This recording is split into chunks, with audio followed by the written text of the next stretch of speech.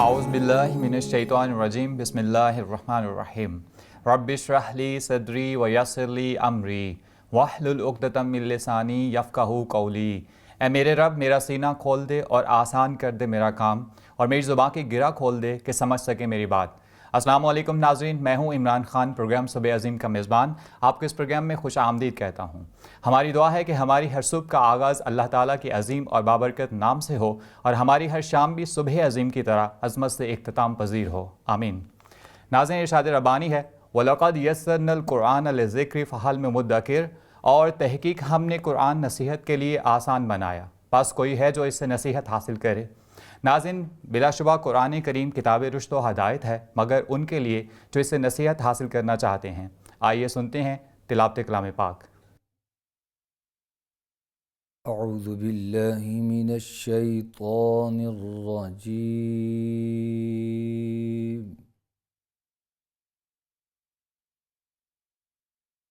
بسم اللہ الرحمن الرحیم۔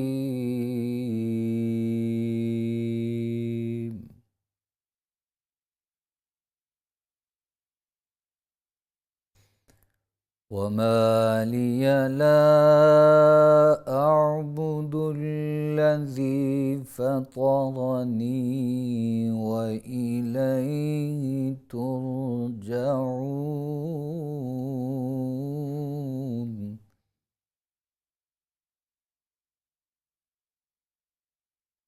أتخذ من دونه آلهة إن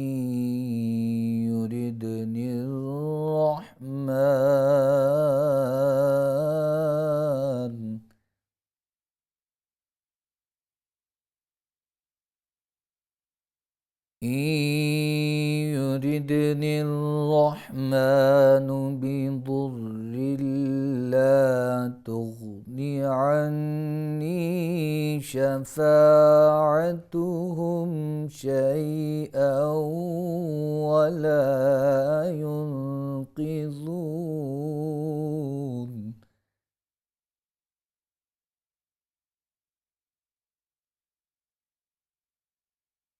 إني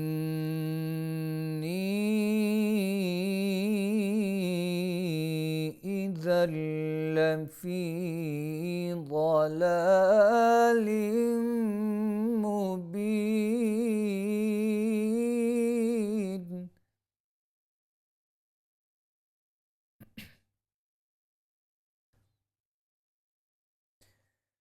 إني آمنت بربكم فاسمعون۔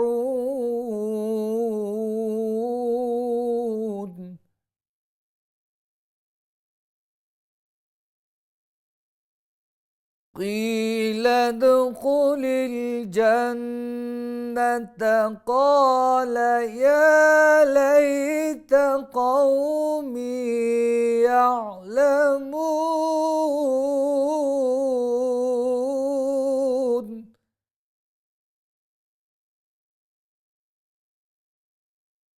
بما غفر لي ربي وجعلني من المكرمين۔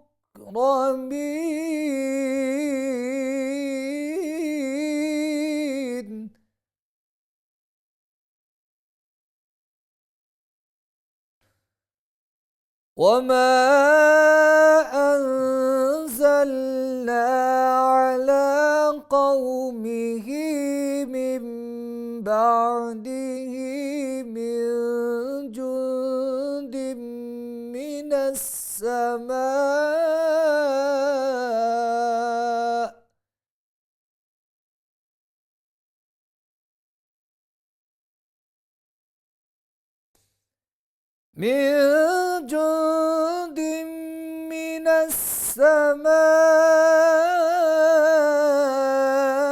وما كنا منزلين۔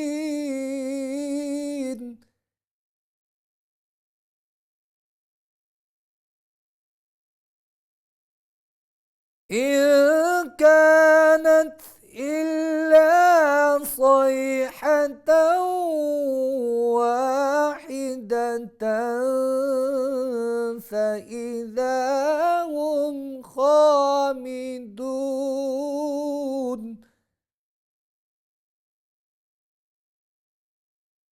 يا حسرة على العباد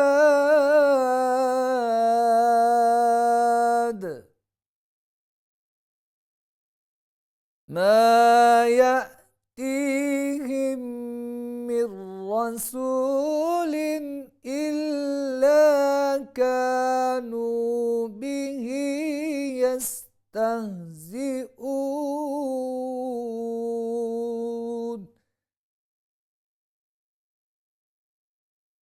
ألم يروا كم أهلكنا قبلهم من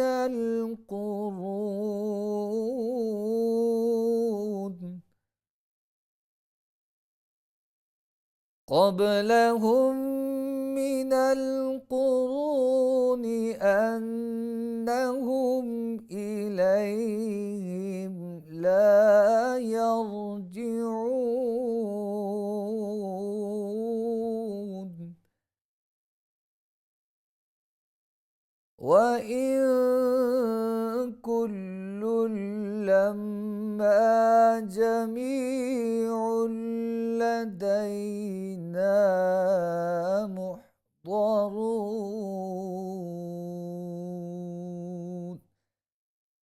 آمنت بالله صدقت يا رب العالمين माशाअल्लाह, जज़ाकल्लाह। नाज़रीन, इरशाद रब्बानी है वला ताकुलू अमवालकुम बैनकुम बिलबातिल, और आप इसमें एक दूसरे का माल नाहक ना खाओ। नाज़रीन, माल किसी का नाहक खाने के कई ज़राए हो सकते हैं और इस्लाम इन तमाम ज़राए की तरदीद करता है। इन तमाम ज़राए में से एक ज़रिया जो हमारे मुआशरे में बहुत तेज़ी से सिरायत करता जा रहा है वो है रिश्वत का, जिसके बारे में रसूल अकरम सल्लल्लाहु अलैहि वसल्लम का फरमान आली शान है कि रिश्वत लेने वाले और रिश्वत देने वाले पर अल्लाह की लानत है। नाज़रीन, हम अपने आज के प्रोग्राम में बात करेंगे रिश्वत एक माशरती नासूर पर, और इस पर बात करने के लिए हमारे साथ मौजूद हैं हमारे हर दिल अज़ीज़ प्रोग्राम सुबह अज़ीम के रूह रवां और हमारे मुस्तकिल मेहमान प्रोफेसर डॉक्टर मोहम्मद अज़ीम फ़ारूकी साहब। आप अरसा 4 दहाइयों से मुल्क के मुख्तलिफ जामियात में दर्स व तदरीस के हवाले से अपनी खिदमात सर अंजाम दे रहे हैं। आप एक मुस्तनद इल्मी और रूहानी शख्सियत के तौर पर जाने जाते हैं। हमारे आज के दूसरे मेहमान हैं प्रोफेसर इमरान शहजाद साहब। आप एक सोशल साइंटिस्ट के तौर पर अपनी खिदमात सर अंजाम दे रहे हैं। नाज़रीन, बिला ताख़ीर सवालात की जानिब बढ़ते हैं। डॉक्टर साहब, आपसे हमारा आज का पहला सवाल है कि रिश्वत के लुग़वी और इस्तिलाही मायने क्या हैं? बिस्मिल्लाहिर्रहमानिर्रहीम। शुक्रिया इमरान खान साहब। आज इस मौजू पर गुफ्तगू का आगाज़ किया जा रहा है। रिश्वत एक मुआशरती नासूर, ये एक बहुत बड़ी मुआशी कबाहत भी है और मुआशरती बुराई भी है, और मुआशरे के अंदर इससे बहुत सारी ज़्यादतियों और जुल्म के रास्ते भी खुलते हैं। तो इस एतबार से इस लफ्ज़ी तौर पर रिश्वत जो है ये अरबी ज़ुबान से ही लिया गया है, और हज़ूर अलैहिस्सलातु वस्सलाम की हदीस पाक है जिसमें आपने फरमाया कि अर्राशी वल मुर्तशी के लाहु मा फिन्नार, बेशक रिश्वत लेने वाला और रिश्वत देने वाला दोनों जहन्नमी हैं। थोड़े से अल्फाज के फ़र्क के साथ ये भी इरशाद है कि बेशक रिश्वत लेने वाला और रिश्वत देने वाला दोनों मलून हैं, वो अल्लाह ताला की लानत के मुस्तहिक़ होते हैं। तो इसको जब इस्तिलाहन देखा जाए तो जब कोई शख्स अपनी बातिल गर्ज़ और नाहक मुतालबा पूरा करवाने के लिए किसी साहिब इख्तियार या कारपरदाज को वो कुछ देता है, उसको रिश्वत कहते हैं। वो नकदी हो सकती है, कैश हो सकता है, वो कोई भी शय हो सकती है। जिस तरह बड़े पैमाने पे हो तो प्लाट देते हैं, गाड़ी देते हैं, कोई सियाहती टिकट दे देता है, کوئی بعض جو ہیں وہ بھی ان کے بل ادا کر دیتے ہیں، بعض جو ہیں وہ موٹر سائیکلیں وہ لیتے ہیں، بعض اپنی عزتیں بھی گوا دیتے ہیں، کہ کسی طرح ہمارا یہ باطل مطالبہ جو ہے یا ہمارا جو حق نہیں ہے اس کو ہم حاصل کرنے کے لیے اس پہ اثر انداز ہوں۔ تو یہ جو گیو اینڈ ٹیک ہے اس کو شریعت نے رشوت کے نام سے تعبیر کیا، اور حضرت عبداللہ بن عمر رضی اللہ تعالیٰ سے ایک حدیث روایت ہے، حضور علیہ الصلوۃ والسلام نے فرمایا کہ اس میں جو سہولت کار ہے، جو مڈل مین ہے، وہ بھی اتنا ہی مجرم ہے جتنا کہ وہ لینے اور دینے والے جو ہیں۔ جس طرح حدیث شریف میں آتا ہے کہ قاتل اور مقتول دونوں جہنمی ہیں۔ تو عرض کہ حضور قاتل کی تو سمجھ آ رہی ہے کہ وہ مرڈرر ہے، لیکن جو مقتول ہے وہ تو مارا گیا۔ تو فرمایا کہ اصل میں دونوں اسی تو دو میں تھے، وہ اس کو گرانا چاہتا تھا، وہ اسے گرانا چاہتا تھا، ایک کا داؤ چل گیا، تو کوشش دونوں کی یہی تھی۔ تو اسی طرح راشی و مرتشی دونوں اسی سٹرگل میں ہوتے ہیں، اور جو سہولت کار ہے وہ بھی اس میں مجرم بن جاتا ہے، کیونکہ قرآن پاک میں کھلے لفظ ہیں کہ وَلَا تَأْكُلُوا أَمْوَالَكُمْ بَيْنَكُمْ بِالْبَاطِلِ وَتُدْلُوا بِهَا إِلَى الْحُكَامِ لِتَأْكُلُوا فَرِيقٌ مِّنْ أَمْوَالِ النَّاسِ بِالْإِثْمِ وَأَنْتُمْ تَعْلَمُونَ، کہ تم اپنے مال آپس میں باطل طریقے سے نہ کھاؤ، کہ تم لوگوں کو حکام کی طرف لے کے جاتے ہو تاکہ لوگوں کے مال کا کچھ حصہ تم گناہ کے ساتھ زیادتی کے ساتھ کھا جاؤ، اور تمہیں اس کا علم بھی ہے، تمہیں پتہ بھی ہے۔ تو اس اعتبار سے سہولت کار کے جس طرح فرمایا کہ رشوت، یہ شراب پینے والا، شراب پلانے والا، کشید کرنے والا، جتنے بھی لوگ اس میں شامل ہیں وہ سارے کے سارے اس جرم کے اندر جو ہے وہ شریک کار سمجھے جائیں گے۔ تو اس اعتبار سے ہمیں جو ہے اس کو شرعی طور پہ بھی لینا چاہیے۔ ایک تو قانونی قدغن بھی ہے اس کے اوپر، لیکن شریعت نے بھی اس کو انتہائی ناپسند کیا ہے۔ تو اس لعنت سے بچنا اور معاشرے کو محفوظ رکھنا اور اس کے لیے اقدامات کرنا، یہ یقیناً اللہ تعالیٰ کو اور شریعت کو بھی مطلوب ہے۔ جی ناظرین، رشوت سے مراد وہ عطیہ ہے جو ایک فرد کسی حاکم یا غیر حاکم کو اس لیے دیتا ہے کہ وہ اس کا ناجائز ہدف جو ہے اس تک پہنچنے میں اس کی مدد کرے۔ قرآن و حدیث اس کے بارے میں کیا کہتے ہیں، اس پر بات کرنے کے لیے ہم اپنے دوسرے مہمان کی جانب بڑھتے ہیں۔ جی پروفیسر عمران شہزاد صاحب، آپ سے ہمارا سوال یہ ہے کہ قرآن و حدیث میں رشوت کی تردید کن الفاظ میں کی گئی ہے؟ جی بہت شکریہ عمران صاحب مجھے پروگرام میں انوائٹ کرنے کا۔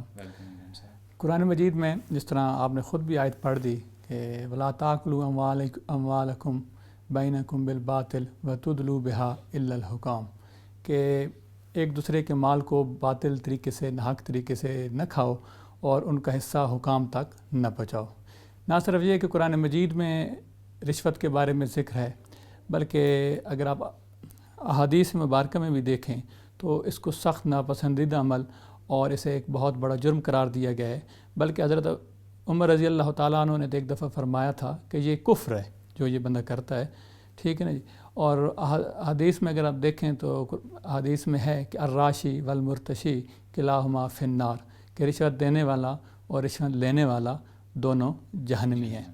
یہ صرف اسلام کی تعلیمات نہیں ہیں کہ جس میں رشوت کو حرام قرار دیا گیا ہے یا ایک نہایت ناپسندیدہ اور مکروہ عمل قرار دیا گیا ہے، بلکہ یہ ایسا عمل ہے، ایسا جرم ہے کہ یہ دنیا کے تمام معاشروں میں جرم سمجھا جاتا ہے، ٹھیک ہے جی۔ اگر آپ دوسرے جرائم میں دیکھیں، مثلا آپ شراب کے بارے میں دیکھیں تو کچھ معاشروں میں اس کو برا عمل نہیں سمجھا جاتا۔ مثلا امریکہ میں، یورپ میں آپ دیکھتے ہیں لوگ پیتے ہیں، سرکاری طور پہ اسے جائز سمجھا جاتا ہے۔ لیکن رشوت ایک ایسا جرم ہے کہ اسے دنیا کے تمام معاشروں میں برا سمجھا جاتا ہے، اور رشوت کے معاملے میں امت جو ہے وہ مکمل طور پہ اس بات پہ متفق ہے، تمام علماء اور اس بات پہ متفق ہیں کہ یہ ایک ناپسندیدہ عمل ہے اور ایک یہ حرام ہے چیز، ٹھیک ہے نا جی۔ رشوت کے بارے میں، حرمت کے بارے میں قطعی بات ہے، کوئی بات اس میں دو رائے نہیں ہے، ٹھیک ہے جی۔ اس کے بارے میں تمام لوگ اس بات پہ، ہماری امت جو ہے اس پہ متفق ہے۔ رشوت کا لفظ اگر دیکھیں تو یہ رشا سے نکلا ہے، اور اس کا مطلب ہوتا ہے کہ ڈول کی وہ رسی، ڈول کی کے ساتھ جو رسی منسلک ہوتی ہے اس کو کہتے ہیں. جس طرح یہ رسی ڈول کے ساتھ ہوتی ہے اور اس سے پانی نکالا جاتا ہے، تو رشوت بھی اسی طرح کام نکالنے کے لیے ہوتی ہے، تو اس استعمال کی جاتی ہے، تو اس لیے اسے رشوت کہا جاتا ہے. رشوت کا مختلف قسمیں ہیں جی. آپ یہ نہ سمجھیں کہ آپ کسی کو پیسے دیتے ہیں تو رشوت ہے، بلکہ آپ کسی کو کام اگر آپ کی انٹینشن ہو کہ میں نے اس سے کوئی کام نکلوانا ہے تو آپ کوئی تحائف دیتے ہیں، ٹھیک ہے جی، آپ کچھ اور چیز دے دیتے ہیں، پیسوں کے علاوہ میں کچھ اور چیز دے دیتے ہیں، تو جیسے یہ ڈاکٹر فرما رہے تھے کہ گاڑی دے دی، موٹر کوئی سائیکل دے جی دی، ایسا ہی پلاٹ دے دیا. جی ایسا ہی ہے. اور آپ کو شاید معلوم ہوگا یقیناً کہ حضرت عمر رضی اللہ تعالیٰ عنہ نے اپنے دور حکومت میں اپنے گورنر کو سختی سے منع کیا تھا کہ آپ نے لوگوں سے تحائف نہیں لینے، حالانکہ ہدیہ نہیں قبول کرنا یا گفٹ وغیرہ جو لوگ دیتے ہیں، کیونکہ ہدیہ سے ایک دوسرے سے آپس میں میل جول بڑھتا ہے اور آپس میں محبت بڑھتی ہے. لیکن چونکہ ان ہدیہ کے پیچھے صورتحال یہ تھی کہ ہو سکتا تھا کہ دینے والوں کی نیت کچھ اور ہو. مثلا حضرت عمر رضی اللہ تعالیٰ عنہ جو ہے ایک دفعہ کے پاس کوئی معاملہ آیا، تو ایک شخص جو معاملہ لے کے آیا جو سفارشی تھا، وہ اس نے حضرت عمر رضی اللہ تعالیٰ عنہ کو نا ہر سال ایک اونٹ کی جو ران ہوتی تھی نا وہ بھیجتا تھا. تو اس نے کہا حضرت عمر رضی اللہ تعالیٰ عنہ کو کہ جس طرح اونٹ سے کہ گوشت سے اس کی ران علیحدہ ہوتی ہے، اس معاملے میں بھی آپ نے اسی طرح اس کام کو نا جو اس فیصلے کو علیحدہ کرنا ہے. تو حضرت عمر رضی اللہ تعالیٰ عنہ سمجھ گئے کہ کہنے والے کا کیا مقصد ہے، کہ وہ مجھے جو ہدیہ دے رہا تھا تو وہ اس معاملے میں دے رہا تھا کہ اس آپ سے کام نکلوایا جائے گا. تو اس کے بعد حضرت عمر رضی اللہ تعالیٰ عنہ نے ان سے ہدیہ لینا وہ چھوڑ دیا، کہ اس کے پیچھے ان کا مقصد یہ ہے کہ وہ دنیاوی مقصد ہے کہ آپس میں میل جول اور پیار محبت والی بات نہیں ہے، بلکہ وہ اپنے کام نکلوانا چاہتا ہے. تو اس حوالے سے منع کیا گیا ہے. حضرت عمر رضی اللہ تعالیٰ عنہ نے کے بارے میں تو یہ آتا ہے کہ انہوں نے گورنروں کو بھی اس بنیاد پر معزول کیا، جب انہیں کسی کے بارے میں رپورٹ ملی کہ کسی سے ہدیہ لیا تو آپ نے انہیں معزول کرنے میں تاخیر نہیں کی. جی ناظرین، رشوت اسلامی تعلیمات کی روشنی میں حرام سمجھی جاتی ہے اور ہر حرام کام سے اسلام سختی سے منع کرتا ہے. گفتگو کا سلسلہ بھی جاری ہے. وقت ہوا ہے چھوٹے سے وقفے کا، ملتے ہیں وقفے کے بعد.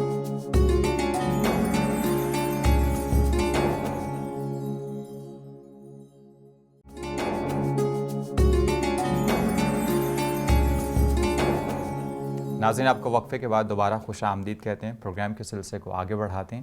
ڈاکٹر صاحب، آپ سے ہمارا اگلا سوال یہ ہے کہ رشوت کا عمل ایک فرد کی زندگی پر کیسے اثر انداز ہوتا ہے؟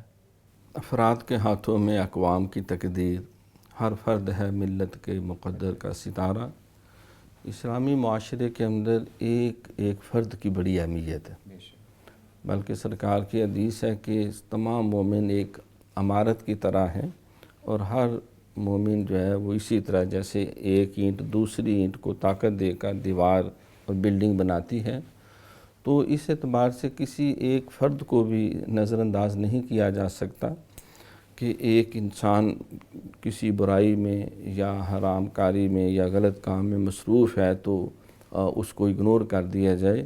اسلامی معاشرہ جو ہے وہ سب کو ترقی اور خوشحالی اور جنت اور صراط مستقیم کے راستے پہ گامزن دیکھنا چاہتا ہے. تو کیونکہ یہ ایک رشوت ایک ایسا ناسور ہے کہ جو فرد کے لیے اس طرح ہی خطرناک ہے جس طرح کے پورے معاشرے کے لیے.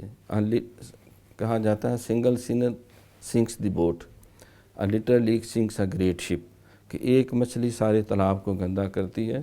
تو انسان جو رشوت کا عادی ہو جاتا ہے یا رشوت لینے دینے کے معاملات کے اندر اپنے آپ کو ملوث کر لیتا ہے، تو اس کا سب سے پہلا برا نقصان اس کو یہ ہوتا ہے کہ اس کا قلب جو ہے وہ ایمان کے نور سے محروم ہونا شروع ہو جاتا ہے.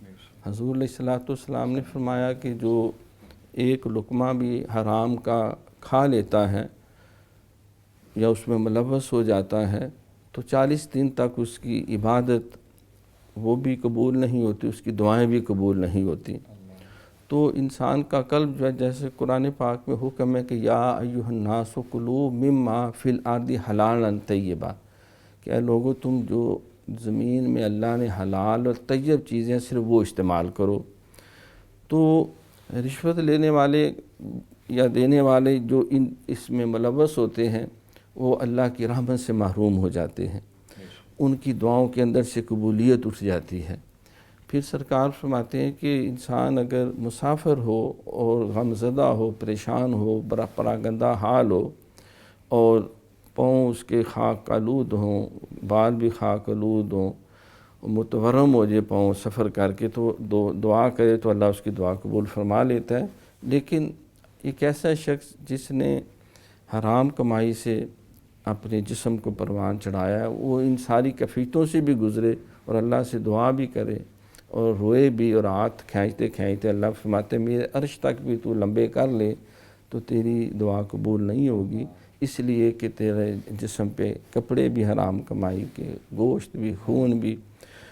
تو اس سے یہ معلوم ہوا کہ یہ ایک معمولی عمل نہیں ہے، بلکہ حدیث شریف میں آتا ہے، اللہ فرماتے ہیں کہ قیامت کے دن حضور علیہ السلام فرمایا کہ کوئی ابن آدم اللہ کی بارگاہ سے ایک قدم نہیں ہل سکے گا جب تک وہ 4 سوالوں کا جواب نہیں دے گا، وہ بھی اطمینان بخش۔ سب سے پہلے اللہ پوچھے گا تمہیں زندگی دی تو کہاں صرف کی، پھر پوچھے گا تمہیں جوانی دی، توانائی دی، وسائل دی تو کہاں تو نے اپنی جوانی کو صرف کیا، اور تیسرا جو تو نے مال کمایا تھا وہ کس راستے سے کمایا، اور چوتھا کہ جو مال کمایا تھا اس کو پھر کہاں خرچ کیا۔ تو اس اعتبار سے انسان جو رشوت کی لعنت میں پڑ جاتا ہے اس کے اندر سے خود اعتمادی ختم ہو جاتی ہے، اللہ کی مدد اور رحمت تائید اس سے ختم ہو جاتی۔ پھر وہ جو حرام کا مال کھاتا ہے اس کو بھی اثرات بد جس گھر میں لاتا ہے، بچوں کو دیتا ہے، بیوی کو دیتا ہے، وہ سارے جراثیم اور وہ بد دعائیں اور سسکی اور آہوں کے ساتھ جو لوگوں نے مجبوری اپنا کام نکلوانے کے لیے بعض نے دیے ہوتے ہیں یا اپنے غلط مطالبے پورے کروائے ہوتے ہیں اور بہت ساروں کی حق تلفی ہو چکی ہوتی ہے، تو وہ سسکی اور آہیں بھی اس مال کے ساتھ جو ہے وہ بھی گھر کے اندر گھس جاتے ہیں۔ پھر انسان کی عبادت قبول نہیں، وہ حج عمرہ بھی اگر حرام مال سے کرتا ہے تو اس کی بھی کوئی سٹیٹس حیثیت نہیں، کوئی صدقہ و خیرات بھی کرتا ہے تو اللہ فرماتا ہے کہ ناپاکی سے میں پاکی حاصل وہ اس کو قبول نہیں فرماتا۔ اللہ کی بارگاہ میں صرف طیب اور حلال چیزیں مقبول ہوتی ہیں۔ پھر وہ خائن بھی ہو جاتا ہے، پھر اس کے معاشرے کے اندر بگاڑ کا بھی ذریعہ بن جاتا ہے۔ المختصر یہ بظاہر دیکھنے میں تو ایسے ہی لگتا ہے یہ تھوڑے سے پیسے ہیں یا معمولی چیز ہے، لیکن اللہ رسول کی بہت ساری ناراضگی کا سبب ہے، اور قیامت کے دن فرمایا کہ ایسا شخص جو ہے وہ بہت سارے نیکیوں سے محروم ہو جائے گا جن پہ اس نے زیادتی کی ہوگی، وہ ساری نیکیاں ان کو دے دی جائیں گی، اور اس کے پھر بھی اگر جرم باقی ہوں گے تو ان کے گناہ اس کے سر پہ تھوپ دیے جائیں گے۔ تو لہٰذا دنیا اور آخرت ہر اعتبار سے اللہ رسول کی بھی ناراضگی، قانون شکنی بھی ہے اور بد اخلاقی بھی ہے، ہر اعتبار سے یہ ایسا جرم ہے اور گناہ ہے کہ انسان کی شخصیت کو بری طرح مجروح کرتا ہے۔ بالکل سر، آپ نے بجا فرمایا۔ ناظرین، رشوت جہاں ایک آدمی کو لالچی اور حریص بنا دیتی ہے، وہاں معاشرے پر اس کے کیا اثرات بد ہوتے ہیں، اس پر بات کرنے کے لیے ہم اپنے دوسرے مہمان کی جانب بڑھتے ہیں۔ پروفیسر عمران شہزاد صاحب، آپ سے ہمارا سوال یہ ہے کہ رشوت کے معاشرے پر کیا اثرات بد مرتب ہوتے ہیں؟ جی، جو رشوت ہے یہ معاشروں کو گھن کی طرح کھا جاتا ہے۔ رشوت ایکچولی یہ ظلم کا دوسرا نام ہے، اور حضرت علی کرم اللہ وجہہ کا قول ہے کہ ایک ریاست کفر پہ تو قائم رہ سکتی ہے لیکن ظلم پہ قائم نہیں رہ سکتی۔ تو یہ تو معاشروں کو تباہ و برباد کر دیتی ہے۔ یہ رشوت ایک ایسی چیز ہے، کیونکہ یہ رشوت تو ایک بیماری ہے لیکن یہ کئی بیماریوں کے جنم کا سبب بنتی ہے۔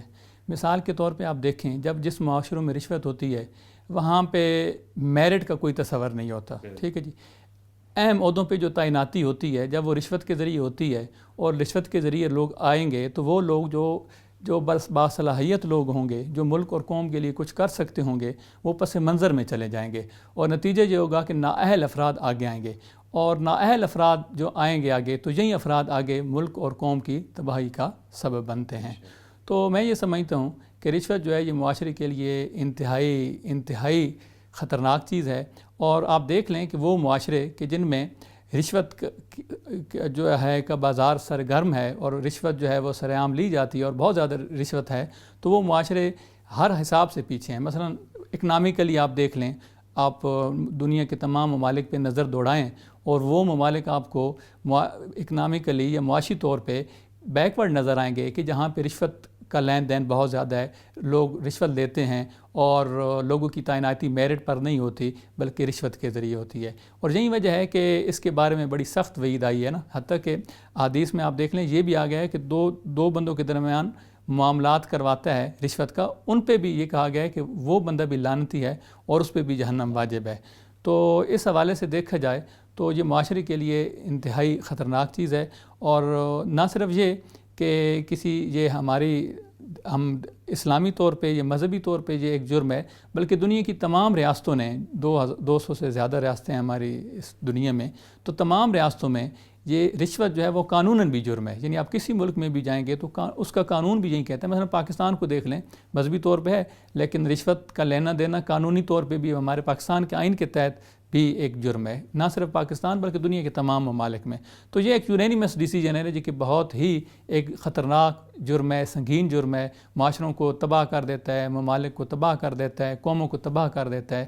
یہی وجہ ہے کہ اس کے بارے میں کہا گیا ہے کہ اس سے بچا جائے۔ ناظرین، دوسرے کے مال کو ناحق کھانا، روپیہ پیسہ جمع کرنا تو ہے، لیکن سکون دل سے اطمینان سے ہاتھ دھو بیٹھنا بھی ہے۔ یہ بے اطمینانی پہلے فرد کو لوٹتی ہے، پھر آہستہ آہستہ خاندانوں کو کھاتی ہے اور پھر پورے معاشرے کو اپنی لپیٹ میں لے لیتی ہے۔ گفتگو کا سلسلہ بھی جاری ہے، مگر وقت ہوا ایک چھوٹے سے وقفے کا، ملتے ہیں وقفے کے بعد۔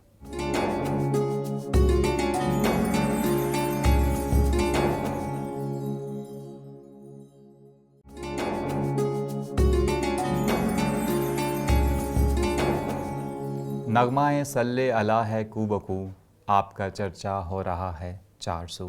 ناظرین، وقفے کے بعد آپ کو دوبارہ خوش آمدید کہتے ہیں۔ پروگرام کا سلسلہ بھی جاری ہے، مگر وقت ہوا ہے نعت رسول مقبول صلی اللہ علیہ وآلہ وسلم کا۔ آئیے سنتے ہیں آج کا نعتیہ کلام۔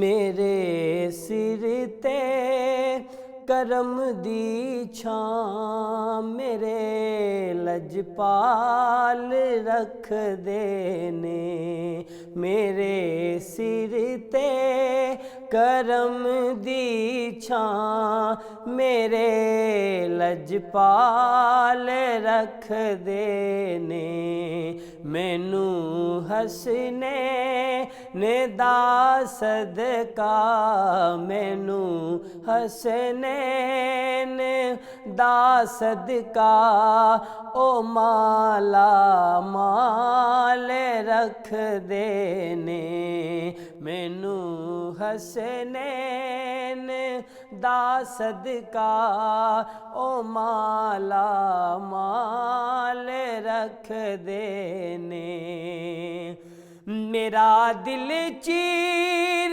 کے ویکھو گے او دے پیارے نال پریا، میرا دل چیر کے ویکھو گے او دے پیارے نال پریا، مینو کلیاں او چھڈ دے نہیں، مینو کلیاں او چھڈ دے نہیں، ہمیشہ نال رکھ دینے، مینو کلیاں او چھڈ دے نہیں، ہمیشہ نال رکھ دینے، میرے سر تے کرم دی چھاں،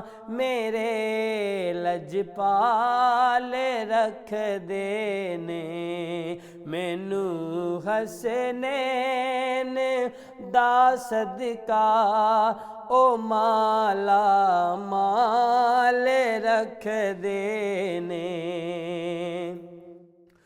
اور جدوں وی واسطہ پایا جناب سیدہ دا میں، جدوں وی واسطہ پایا جناب سیدہ دا میں، قسم رب دی بھرم میرا نبی ہر حال رکھ دینے قسم رب دی بھرم میرا نبی ہر حال رکھ دینے حسنین دا جد وی نام لواں میرے غم دا سورج ٹلدا اے نبی پاک تے شیر خدا ساڑے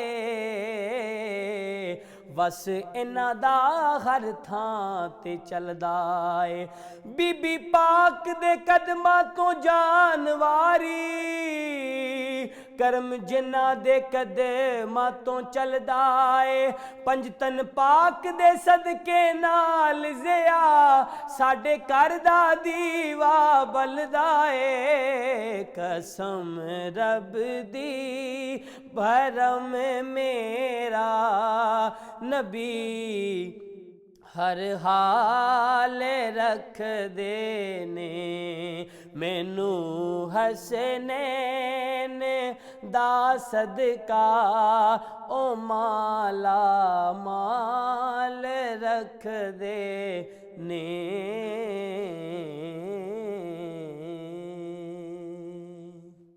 ماشاء اللہ، سبحان اللہ۔ ناظرین، پروگرام کے سلسلے کو آگے بڑھاتے ہیں۔ ڈاکٹر صاحب آپ سے ہمارا اگلا سوال یہ ہے کہ صوفیانہ طرز عمل میں ہمیں اس ضمن میں کیا رہنمائی ملتی ہے؟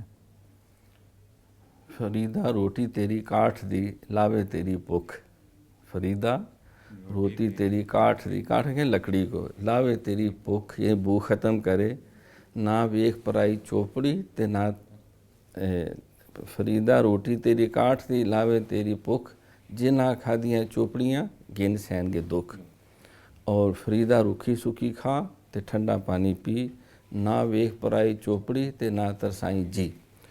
تو تصوف تو سراپا جو ہے وہ قناعت کا نام ہے، کنٹینٹمنٹ از ویلتھ، اور اس اعتبار سے سادگی تصوف یہ اصحاب صفا کے جو طرز عمل سے زندگی گزارتے ہیں، اور سادگی جن کا اڑنا بچھونا ہے، حضور علیہ الصلوۃ والسلام نے فرمایا کہ کن فی الدنیا کانہ کا غریب او عابر السبیل، دنیا میں اس طرح تو رہے جس طرح تو ایک مسکین ہے اور کوئی بے ضرر سا انسان جس طرح ہوتا ہے، ہر ایک کی خیر خواہ بلائی، کوئی چلاک کوئی شعار نہیں اس اعتبار سے، اور یا جس طرح کوئی مسافر ہوتا ہے، تو کیونکہ مسافر جو ہے وہ بھی ضروری ساز و سامان اس کے پاس ہوتا ہے جو انتہائی ناگزیر ہے، تو وہ اپنے ٹارگٹ کی طرف، الدنیا مزرعۃ الآخرہ، دنیا جو آخرت کی کھیتی ہے، تو یہاں وہ ہمیشہ رہنے کے لیے نہیں بلکہ وہ جگہ جی لگانے کی دنیا نہیں ہے، یہ عبرت کی جا ہے،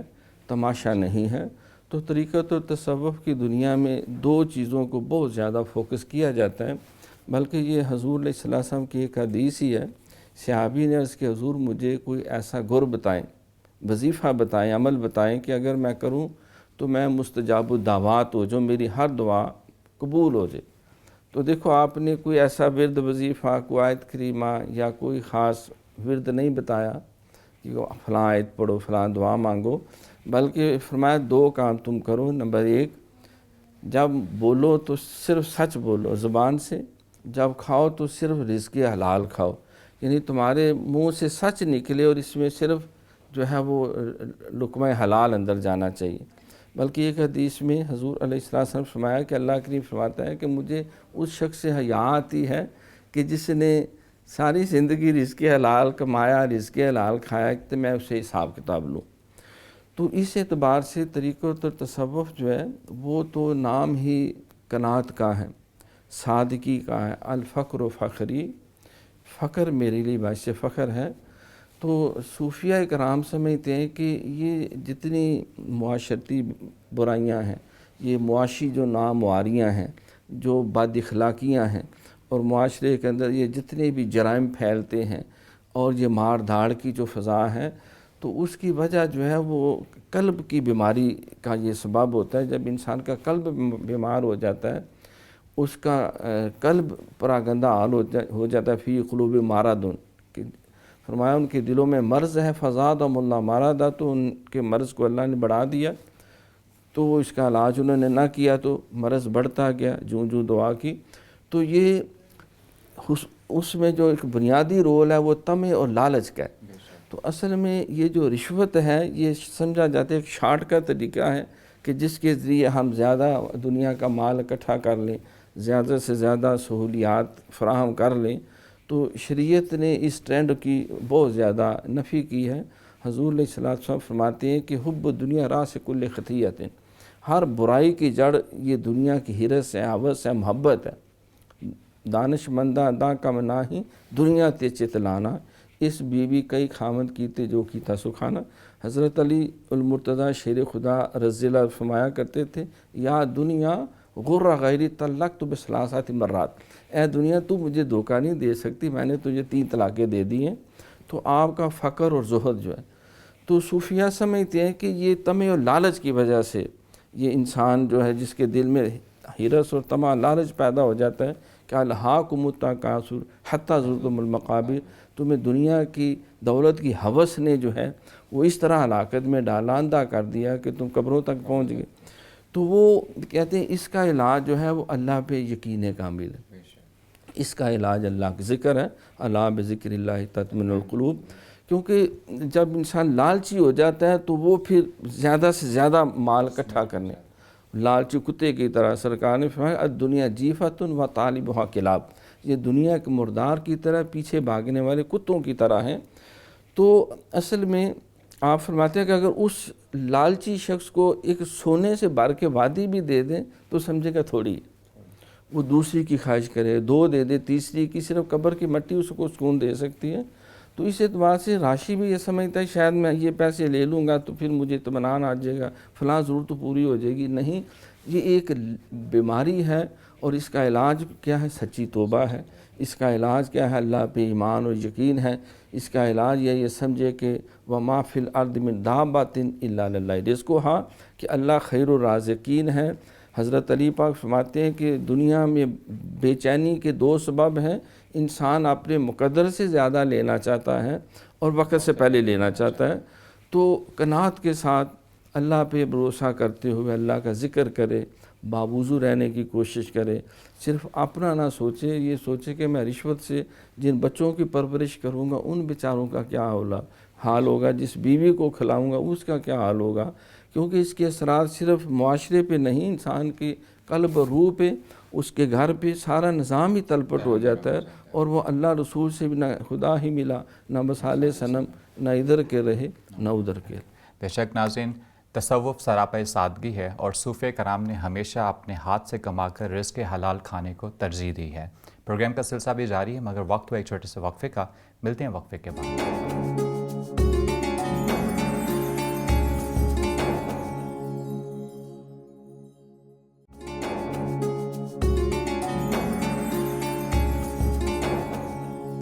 ناظرین، وقفے کے بعد آپ کو دوبارہ خوش آمدید کہتے ہیں۔ پروگرام کے آخری حصے کی جانب بڑھتے ہیں۔ اپنے پروگرام کے آخری حصے میں ہمارا آخری سوال اپنے دونوں معزز مہمانان گرامی سے ہوتا ہے، اور آج کا آخری سوال یہ ہے کہ آج کے نوجوان کو اس معاشرتی برائی سے کیسے بچایا جا سکتا ہے؟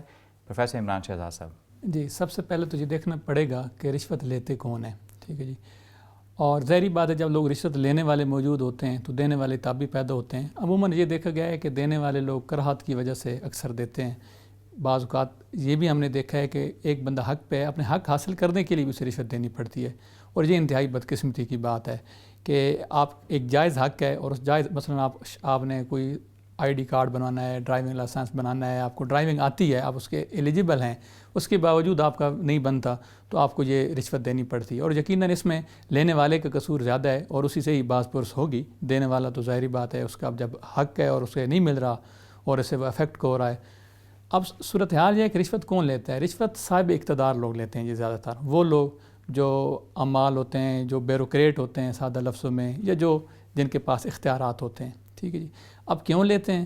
اب بہت ساری وجوہات ہیں، لیکن اس میں سے ایک وجہ شاید یہ بھی ہے کہ ان لوگوں کی تنخواہیں کم ہیں جی، سیلریز کم ہیں، اچھا ان کے اتنے اخراجات ہوتے ہیں کہ وہ اخراجات پورے کرنے کے لیے شاید ان کی سیلریز نہیں ہوتی، تو اگر ہم تاریخ میں دیکھیں تو حضرت ابو عبیدہ بن جراح نے حضرت عمر رضی اللہ تعالیٰ عنہ کو مشورہ دیا تھا ایک دفعہ کہ اپنے اعمال جو ہیں، جو گورنرز ہیں اور جو صاحب اقتدار لوگ ہیں، ان کی تنخواہیں آپ اچھی جو ہے نا وہ ان کی کریں، بڑھائیں۔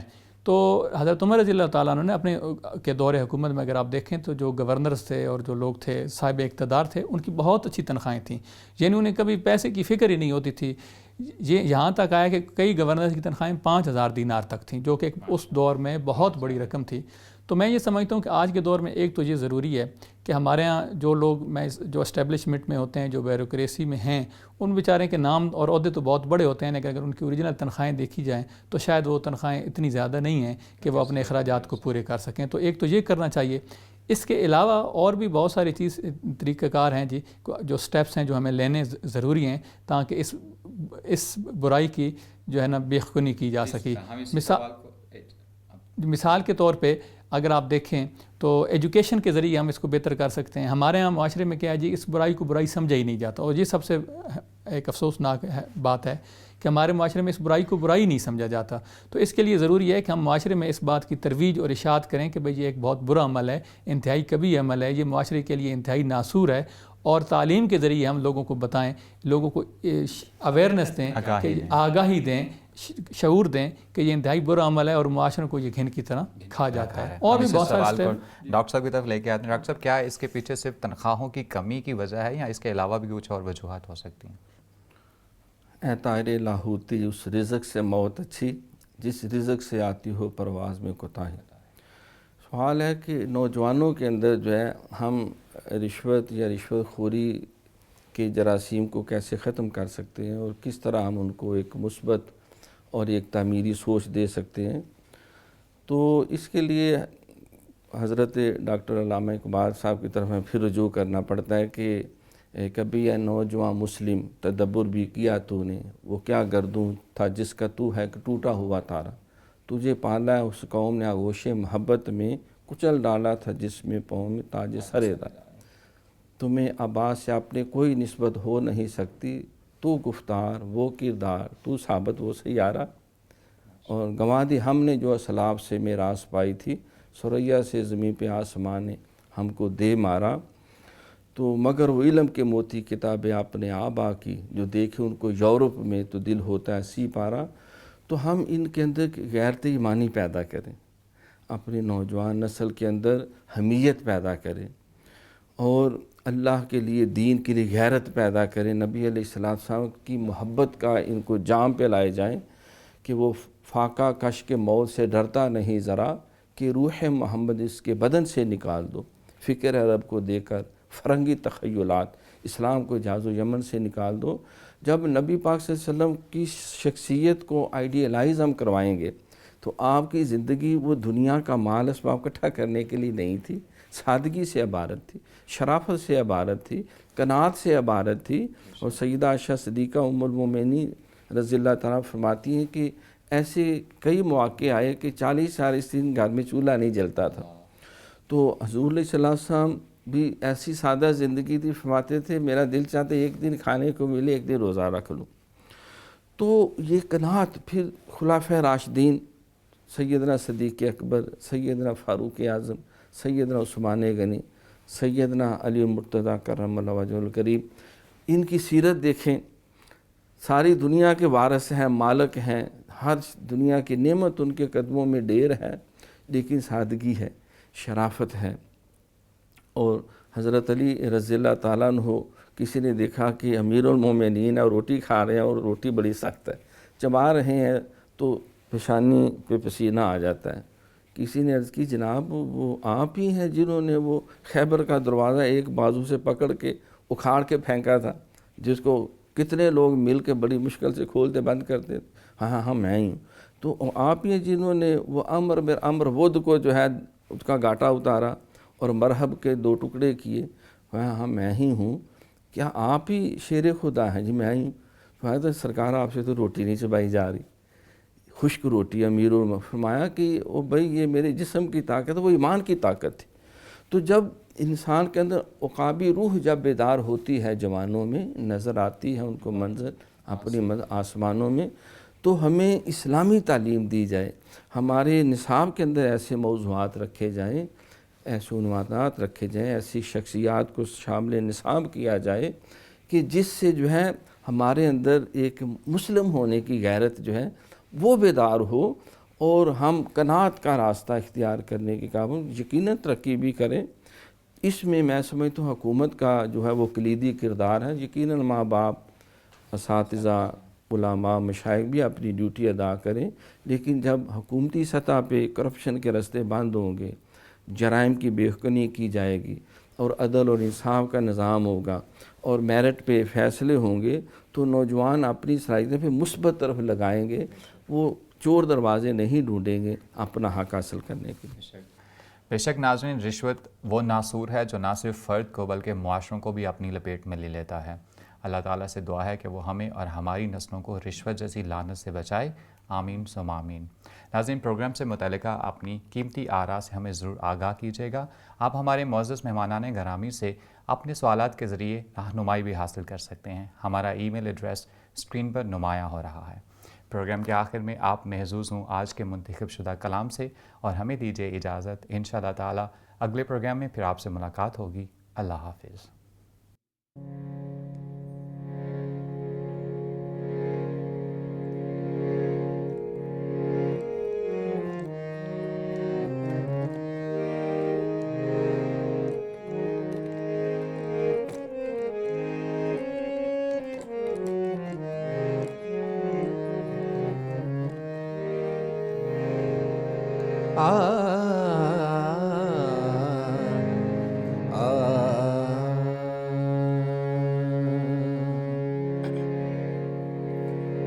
خبر تحیر عشق سن،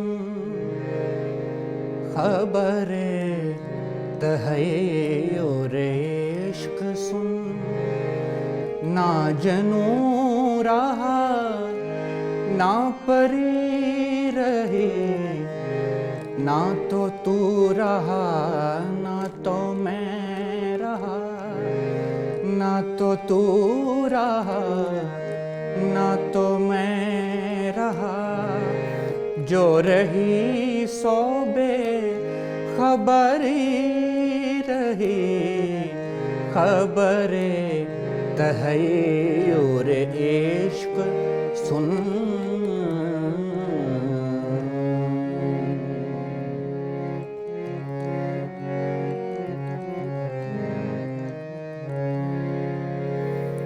چلی سمت غیب سے ایک ہوا کہ چمن سرور کا جل گیا، چلی سمت غیب سے ایک ہوا کہ چمن سرور کا جل گیا، مگر ایک شاخ نہال غم، مگر ایک شاخ نہال غم، جسے دل کہیں سو ہری رہے، خبر تحیر عشق سن۔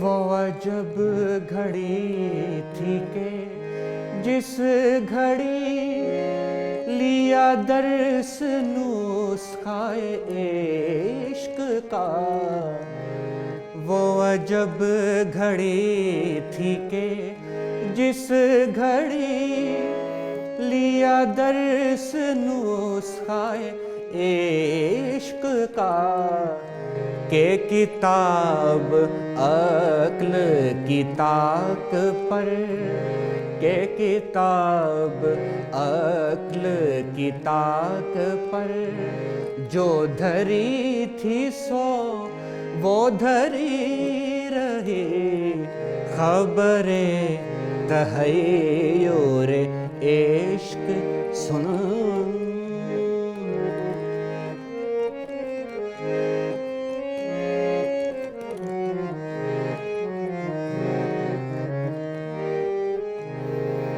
کیا خاک آتش عشق نے دل بے نوائے سراج کو، کیا خاک آتش عشق نے دل بے نوائے سراج کو، نہ خطر رہا نہ حذر رہا، نہ خطر رہا نہ حذر رہا، جو رہی سو بے خبری رہے، خبر تحیر عشق سن، نہ جنوں رہا نہ پری رہے، نہ تو رہا نہ تو میں رہا، جو رہی